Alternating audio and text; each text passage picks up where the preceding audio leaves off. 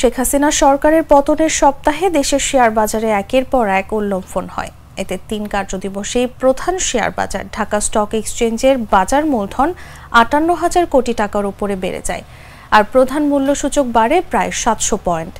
সরকার পতনের পর শেয়ার বাজারে উল্লম্ফন হলেও নতুন অন্তর্বর্তী সরকারের প্রথম সপ্তাহটি বিনিয়োগকারীদের জন্য খুব একটা ভালো যায়নি। উল্লম্ফনের পর গত সপ্তাহ জুড়ে শেয়ার বাজারে দরপতনের পাল্লা ভারী হয়েছে। ডিএসইতে দাম বাড়ার তালিকায় যে কয়টি প্রতিষ্ঠান নাম লিখিয়েছে তার দ্বিগুণের বেশির স্থান হয়েছে দাম কমার তালিকায়, ফলে কমেছে মূল্যসূচক।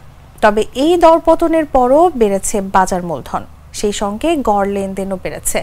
গত ৫ আগস্ট এরপর ৬ আগস্ট থেকে আবার সরকারি বেসরকারি সব অফিস খুলে দেওয়া হয়, ফলে শেয়ার বাজারেও লেনদেন চালু হয়। এরপর সেই সপ্তাহে লেনদেন হওয়া ৩ কার্যদিবসেই শেয়ার বাজারে উল্লম্ফন হয়।